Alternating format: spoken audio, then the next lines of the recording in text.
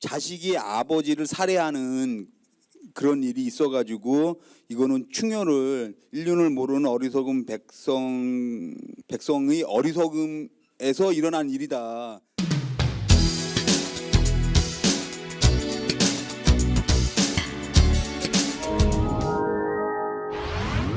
이렇게 하면서 조선과 중국의 효자, 충신, 연료를 뽑아 그 행적을 글과 그림으로 남긴 상강행식도를 편찬하게 합니다. 세종대왕이 그 어리석은 백성들을 위해서 일단 먼저 1446년에 훈민정음을 반포하죠. 그 한 2, 3년 전에 그런 사건이 있어가지고 먼저 물론 세종대왕의 업적이 엄청나지만 훈민정음 반포하기 전에 12, 3년 전에 상강행식도를 먼저 만들게 합니다.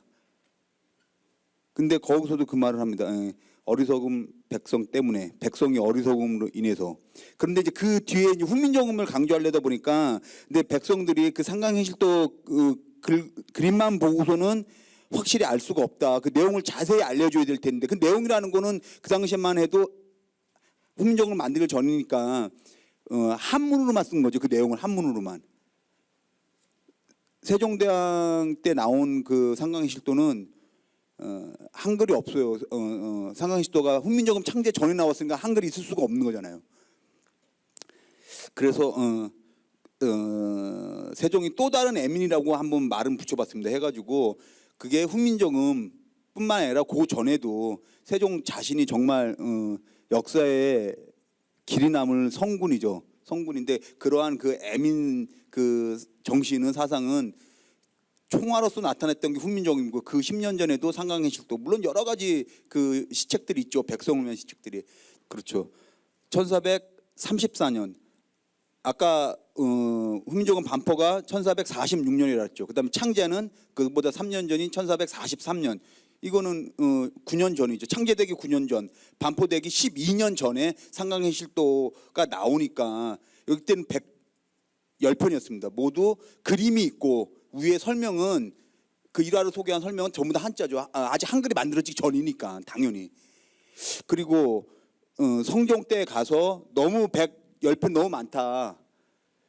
상강 충신에 대해서, 효자에 대해서, 연례에 대해서 그 세 가지잖아요.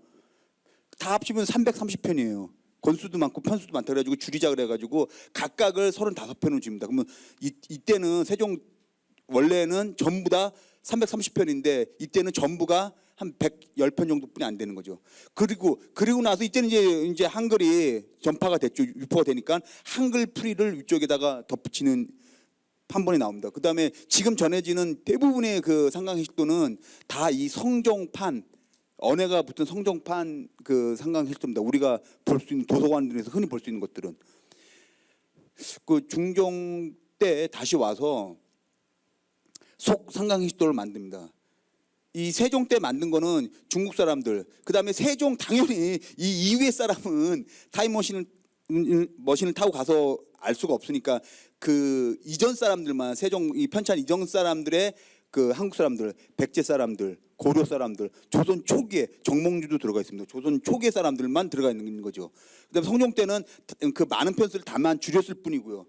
좀 지나서 중종 때 보니까 세종 때 그 체록된 사람 말고도 또 효자, 연료, 충신이 있잖아요. 그리고 속 상강행식도를 만듭니다. 세종 이후 인물들을 좀 보충을 합니다. 중종 때 속 상강행식도까지 만다 보니까 보니까 상강이랑 하면은 늘 생각나는 게 상강 오륜이잖아요. 보니까 빠진 게 충신, 효자, 연료에서 빠진 게 붕우, 그 다음에 사제. 그렇게 두 개 빠진 거, 그 이륜을 보충합니다. 그래서 이륜행식도를 별도로 만듭니다. 그리고 별책이죠. 상강행식도, 이륜행식도. 이렇게 있다가 광해군 때, 이때는 이제 임진왜란이 끝난 다음입니다.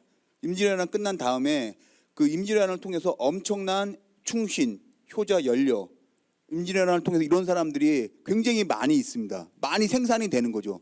손목 한번 잡혔다고 뭐 팔을 잘랐다든지 뭐 전쟁통에 그 많은 사람들을 이 동국 신속 상강행식도라 그래가지고 18책, 그전에는 많아야 세 책, 뭐 책을 만드는 것 따라 틀리지만 세 책, 다섯 책이었는데 18책, 1,500명 정도. 여기 110편이 각 한 편에 한 명입니다. 110사람, 여기 35사람을 줄였죠. 여기서도 한 20명 정도 보충합니다. 근데 여기서 1,500명, 전부 다 우리나라 사람으로만 1,500명을 대거 경양 각지에서 이런 아름다운 일화가 있는 거는 전부 다 채집해가지고 책을 만들죠. 뭐 광해군 뭐 여러 가지 평이 많고 폭군이라 그러지만 뭐 이거 자체를 광해군이 편집한 건 아니니까요. 예. 광해군 시대에도 백성들을 위한 소위 말하는 그 평민들, 민중들을 위한 이런 대대적인 작업이 있긴 있었습니다. 동국 신속 상강 행실도. 그 다음에 그 정조 때요. 그 조선 후기 문화의 꽃을 피웠다고는 정조 때 상강행실도와 이륜행실도를 합해서 오륜행실도라고 책을 아주 활자 이쁜 활자로 책도 이쁘게 그다음에 한글 옆에다가 크게 해서 오륜행실도 만듭니다. 여기서 내용이 실질적으로 추가되고 그런 건 없습니다. 예, 대체로 이게 이제 그냥 요점 정리한 건데요. 지금 다시 뭐 수능 뭐 보시고 이럴 거 아니잖아요. 그러니까 그냥 이렇게 상강행실도가 세종 때 만든 거 하나만 있는 게 아니라 이렇게 변형도 있었고 발전도 있고 이륜행실도 있고 다시 오륜행실도 합쳐지기도 한다. 한번 이야기 듣고 지나가시면 됩니다. 예, 이게 보는 게 세종 때 만들어졌다고 여겨지는 상강행실도입니다. 이거 보면은 이거 특징이 뭐냐면은 이제 그림이 있죠. 그림이 있고 이 내용이 있는데 이 내용은 사실은 이 그림을 설명하는 게 이 그림에 대한 내용은 이 뒷장에 있습니다. 요 뒷장에 있는 내용인데요. 보면 위에 한글이 없어요. 당연히 한글을 창제하기 전에 만들어진 거니까 한글이 있을 수가 없는 거죠. 내용이 한문으로만 설명해놨어요. 예, 자식이 부모를 정확히 말하면 아들이 아버지죠. 아들이 아버지를 죽이는 이게 정말 하늘 땅의 이치를 몰라서 그런 거다. 어리석은 백성에서 그럼 어떡하냐. 그림으로 보여줘야 된다 했는데 설명은 한자다 보니까 이게 안 돼요. 안 된다고 해도 좀 부족하죠. 이게 거의 세종이 처음 만들었던 상강행실도 요게 지금 국보로 지정되어 있는 겁니다. 그림만 자세히 보시자면은 4월 단지라고 써 있어요. 4월은 요 사람 주인공 이 내용이 주인공 이름입니다. 단지는 손가락을 자르다. 좀 연세 드신 분 아실 거예요. 옛날에 그 효도를 이렇게 증명할 수 있는 가장 대표적인 게 단지.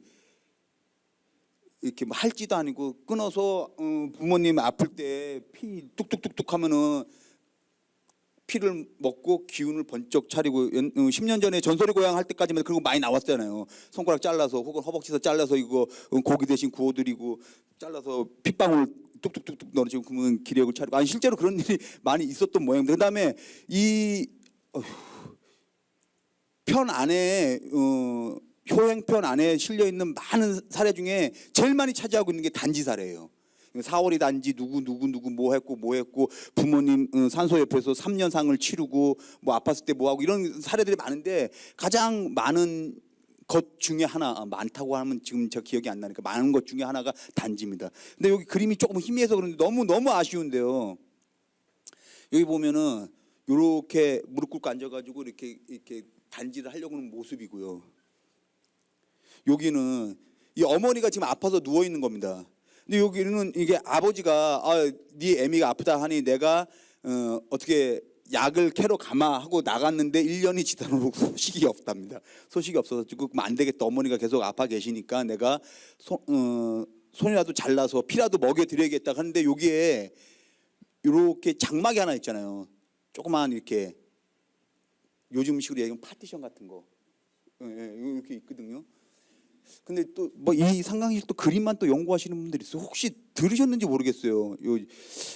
이거 이 강좌 전체 강좌 시작할 때 한 두 번째쯤 와서 윤진영 실장이라고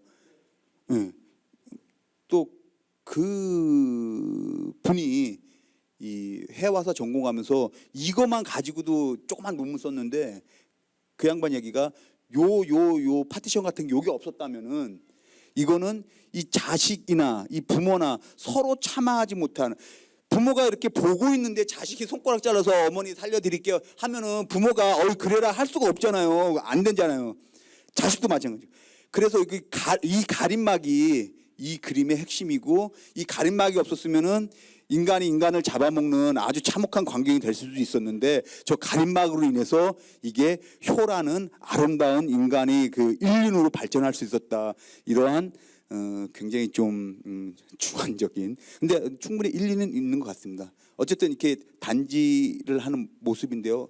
좀 화면이 떨어져서, 화질이 떨어져서 죄송하고요. 이게 이제 소위 말하는 초간본, 한글이 없습니다. 이 한글이 없다는 게 중요한 거고요. 그다음 보자면, 예, 요게 우리가 지금 실제로 어디 뭐 각 대학 도서관 혹은 장서관 마찬가지고 규장과 마찬가지고 상강행실도 뭐 좀 봅시다 해가지고 만약에 하면은 대부분 이런 거예요. 그림 있고, 여기 물론 한문으로 그 일화를 소개하는 내용이 있고, 위에 한글로 사실 이 한문 내용을 해석해 놓은 거예요. 번역해 놓은 거예요. 예. 한글을 이제 해놓은, 이제 성종 때부터는 이 한글판 이게 나오는 거죠. 이게 가장 많이 유행되고 있는 겁니다. 요거는 여기 지금 보면은 이 한자도 굉장히 깨끗해요. 그 한글이 위에 올라간 게 아니라 그 옆에 깨끗하게, 그 아마 그 정조 때 만들었던 정리 자체로 한 것 같은데, 이건 오륜행식도입니다. 이 상강행식도랑 이륜행식도를 합쳐가지고 판 자체를, 아예 책 자체를 새로 만들어가지고 했던 오륜행식도라는 거를 한번 보여드리려고 했던 거고요.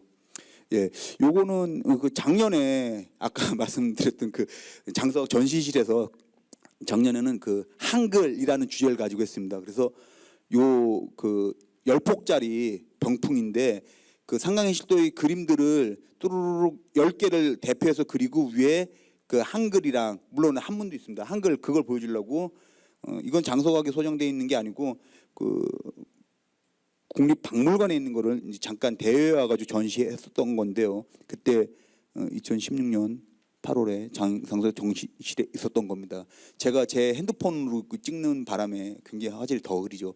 맨 첫째 번에 나오는 게 민선단입니다. 요 그림을 여기 부분 확대한 건데, 요 밑에 다시 보시고 하겠습니다. 여기 나온 김에 여기 설명 좀 드리자면은, 민선단위, 그다음 이렇게 문화 강좌 듣다 보면은 뭐 또 효에 대해서 충에 대해서 하다 보면은 민선 단위만 가지고도 1시간씩 하시는 분 있어요. 그다음에 얘기하다 보면은 맨 앞에 민선 하니까 잘 모르시죠. 근데 농어 같은 거 한번 이렇게 보신 분은, 민자건이라는 사람인데 공자가 효에 대해서 굉장히 칭찬을 많이 합니다. 혹시 잘 모르겠는데 하시면은 논어 이렇게 한번 읽어보시면 한번 보세요. 그 공자가 그 순임금 다음으로, 민자건 자기 제자죠. 저기서 너무나 효성스럽구나 하고 얘기를 합니다. 가장 대표적인. 그리고 상강행실도 맨 앞편이 이제 효행부터 나와요. 효행, 그 다음에 충신 열렸는데, 효행이 맨 처음에 나오는 게 이 민자건의 얘기가 나오는 겁니다. 이렇게 보여주는 거는, 이건 상강행실도 책은 아니죠. 상강행실도 책은 아닌데, 그런 상강행실도의 책이 많이 이제 대중들에게 유행되면서, 요거는 비교적 조선 후기 말기 건데, 민간에서도 이런 거를 이제 자유롭게 색까지 입혀가면서 그런 일화들을, 상강행실도 나오는 일화들을 그림으로 더 변형해서 그리고, 그 내용들을, 여기는 한문입니다. 여기는 한글이고요. 이렇게 놓고 그냥 병풍 치듯이 병풍 치면서 일반 민간집에서도 상강행실도에 대해서는 꼭 책으로만 공부하는 게 아니라 이렇게 놓고 굉장히, 그러니까 친숙하게 민간은 아주 깊숙이 침투에 들어갔다라는 거죠. 상강행실 이런 것들이. 그 다음에 이것도 상강행실도 계속 얘기죠. 근데 민소는 아까 나왔죠. 공자의 제자라고요. 공자의 제자인데, 그 얘기를 조금 더 하자면, 그 민씨 지금 혹시 여흥민 씨 이시신 분 안 드셔도 됩니다. 근데 여흥민 씨 있잖아요. 우리 가장 잘 아는 그 민비라고, 또 요즘도 민비라고 하면 또 안 된다고 명성황후라고 그랬는다고. 그분이 여흥민 씨인데, 여흥민 씨가 워낙 그 뭐죠, 조선시대로 얘기하면은 명문 가문이에요. 그 명문 가문인데, 그 사람들의 그 조상을 옳고 가면은 민손이 적이다. 자기 공자 제자 민손이 자기의 일테면은 그 선조다. 이렇게 엄청난 자부심을 갖고 있다고 합니다. 근데 영민 씨 보면은 그 왕비된 사람들이 많아요.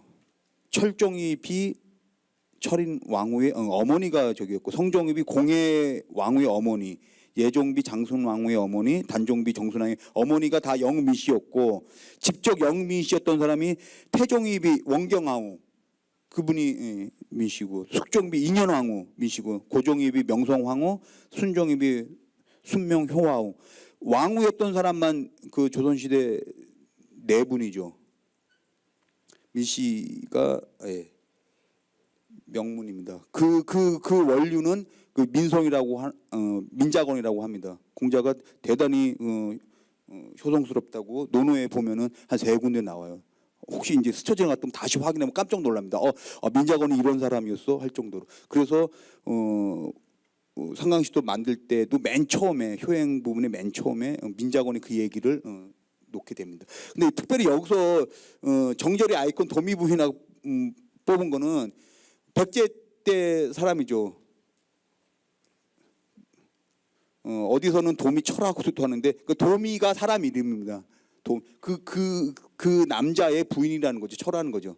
이렇게 요즘에 뭐 이렇게 5컷, 4컷짜리 만화 그리듯이 이렇게 아까도 보셨지만 이 한 면이 그림이 쭉 있는 게 이게 한 장면을 그린 게 아니에요. 요렇게 지금 한 장면, 한 컷, 2컷, 3컷, 여기는 4컷, 5컷을 5개의 그 어떤 상황들을 요 한 면에 그렸는데 요 한 페이지에 그렸는데 요 한 페이지라고 해가지고 한 장면이 아니라 5장면 들어간 겁니다. 요거는 연려편에 있는 거죠. 당연히 연려편 맨 앞에 동국인으로서 맨 앞에 백제 시대의 이야기니까 그 도미부인이 사랑하는 남편을 왕이 시기를 받아서 그 남편이 눈을 멀게 하고 눈을 뽑았다 그러는데 눈을 멀게 한 채 저 먼 섬으로 내버리는데 도미부인이 찾아가서 결국은 애틋한 사랑을 이루었다. 근데 이제 제목이 도미담초라 그래요. 먹일 담자 풀초자. 도미가 아니라 미처라 그러죠. 그러니까 도미처죠. 도미처 담. 도미처가 풀을 먹다가 아니고 이제 상강시도 워낙 그 유명하기 때문에 인터넷 보면 많이 있어요. 많은 버전이 있고 많이 있는데 도미처가 풀을 먹다가 아니라 도미처가 풀을 먹이다. 자기가 먹는 게 아니라 그 남편을 저 유배 가서 섬에 떠내려가 있는 남편을 발견하고는 그 풀뿌리를 캐어서 남편에게 먹여주는 거지 섬까지 떠내려가 자기가 풀을 캐먹는 게 아니고요. 뭐 중요한 건 아닙니다만 그 도미가 왕의 신하였나 봐요. 이 이야기가 그냥 하게 되는데 신하였는데 당신 와이프가 굉장히 이쁘다 그러는데 얼마나 그러느냐. 그러니까 그래도 이쁘다고 하지만 여인이란 은밀히 유혹을 하면은 빠져들 수밖에 없다. 그러니까 도미가 아닙니다. 제 와이프는 절대 그럴 리가 없습니다. 그래 한번 그러면 내기를 한번 해볼까? 그리고 왕이 자기 그 내시 신복을 시켜가지고 가짜로 도미 부인한테 찾아가게 한번 합니다. 한번 시험만 해보려고. 근데 도미 부인이 거부를 하죠. 거부를 하고 그 이야기 그림 그린 거고 두 번째는 자기를 속였다 그래가지고 여기 눈을 멀게 한다. 이거는 이제 이 구문상 이렇게 이제 한문 자체를 자자구구이 이제 보는 사람들도 있지 않겠습니까? 끼리 서로 싸우는 거죠. 여기서 이제 확자가 나오는데 그 확이 도미 두 눈을 확 했다 그러는데 그 확이 뽑아버리는 거냐 아니면 멀게 하는 거냐. 뭐 사전상에서도 멀게 한다 그러는데 근데 뽑아버렸다. 왕이 화가 나가지고 도미 내 이놈 눈을 뽑아버려라 하면 이야기하기도 쉬운데 절대 확은 저 같은 경우는 뽑은 게 아니다. 눈을 멀게 한 건다. 눈은 어떻게 멀게 하느냐? 더 사전 찾아보면 옛날에 말 오줌을 눈에다가 이렇게 씌우게 하면은 눈이 이렇게 먼다고. 아니 그렇게 주석까지 되어 있어요. 확자 찾아보면. 그래서 뭐 이렇게 어디서 이렇게 할 때는 뭐 이러고 저러고 하니까 눈을 해코지해야 했다. 그러면 뭐 뽑아 버렸든지 상하게 했다든지 안 보이게 했다든지 해코지해야 했다. 눈을 해코지하는 그 장면이고 그 다음에 궁으로 다시 왕이 도미 부인을 만나서 결국 왕이 그 겁간을 하려 그러는 거죠. 겁간을. 근데 또 기지로 빠져나가고 그래서 아이고 내 남편 어디 있나 내 남편을 찾아가야지 하늘에 호소하고 마지막 여기는 남편과 다시 만난 도미 부인이 풀뿌리를 캐는 장면, 캐소 먹이는 장면인데 여기서도 딱 한 글자가 있죠. 홀. 갑자기 남편은 이제 왕이 유배를 배 문을 멀게 하고 배를 띄워서 보내요. 뭐 가다가 죽든지 어떤지. 근데 어느 섬에 이제 도착하는데 도미 부인도 왕이 이제 신랑도 없으니까 불러서 겁탈을 하려고 그러는데 이제 또 기지로 지혜를 발휘해서 빠져나갑니다. 빠져나가는데 그러고서는 막 강가로 가는데 배도 없고 어디 갈 데도 없고 어딘지 모르는데 딱 나오죠. 늘 옛날 일화에는 설화에는 나오는 게 여기도 나옵니다. 갑자기 홀, 느닷없이 홀, 갑자기 저 멀리서 배가 두두둑 나타나요. 그 배를 타고 그 가다 보니까 남편이 있는 섬이야. 약간 각색이 있었겠죠.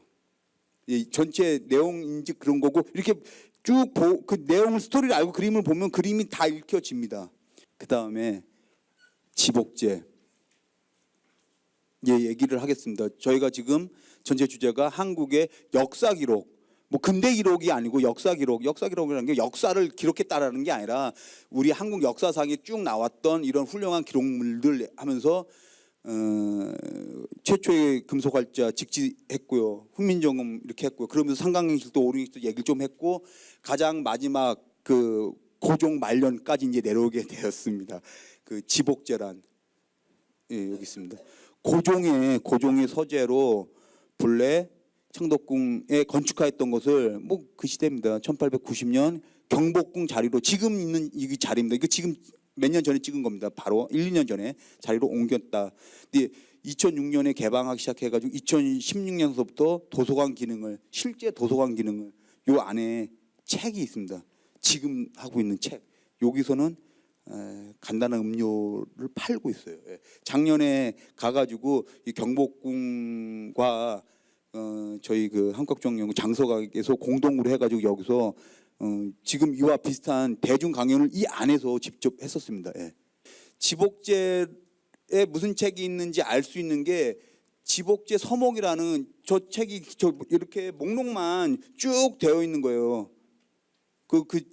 뭐 크기가 이만한데 이거보다 물론 좀 작습니다만 이만한데 거기에 고종의 서재로 쓰고 있으면서 그 1880년 90년 있으면서 1890년 후반에 그 고종의 서재에 무슨 책이 몇 권이나 있는지 그 당시에 조사를 했다라는 거예요. 그 조사를 해서 적어놨다라는 거예요. 서가 역조서부터 뭐 주역 뭐 쭉 권수랑 그래가지고 지금 정확하게 4만 책이 있다라는 걸 알 수 있다라고 하는데 그걸 통해서 무슨 책이 꽂혀 있다는 거를 저희들이 충분히 알 수 있죠. 그다음에 여기에 있던 실제 이 책들은 이 고종이 마지막으로 보고 있던 그 책들은 흔히 규장각과 장서각을 비교하면서 얘기할 때는 고종이 이렇게 옆에서 끼고 있던 책, 직접 보던 책은 대부분이 장서관으로 갔고 그 규장각 각신이라든지 조금 더 이렇게 공식적으로 보던 것들은 규장각을 갔다고 그렇게 사람들이 알고 있어요. 그런 식으로 본다면은 이 지복제 서목에 있는 이 실제 책들은 장서각이 있어야 되는데 장서각에는 약 5% 정도 몇 책만 있습니다. 95% 이상이 실제 이 책들이 있습니다. 다 서울대 규장각에 있습니다. 규장각에. 근데 요 목록이라는 책, 요 책 자체는 장서각에 있고요. 그다음에 몇 종이 있습니다. 근데 그러면 실제로 고종이 옆에 놓고 봤던 책들 이 목록 통해서 어떤 것들이 있냐면은 물론 여기 보이시겠습니다만 맨 앞에 잘 안 보여. 주역 구해, 주역 전이, 주역 정전. 그러니까 전통적으로 보던 이렇게 경사자집, 유교 경전들이 이런 책들 이 물론 많았었겠죠. 많았었는데 다음 봅시다. 여기 선생님 여기 좀 보이시죠? 여기 보면은 전례 신장, 전기에 대한 새로운 규정들 그 책 하나. 그다음에 영화, 화림, 음부. 영국과 그 중국의 그 말뭉치들이죠. 그거에 대한 음부 이거에 대한 거 하나. 그다음에 지환 계몽 숙과 그것도 한 책. 지환 계몽. 이게 뒤에 설명드리겠습니다. 요 책이 그러니까 영국 선교사 이런 사람들이 쓴 책을 다시 한문으로 번역한 책이죠. 그거를 중국 주로 이제 상해라든지 이런 데서 수입해 와서 고정 소재에 놓고 봐.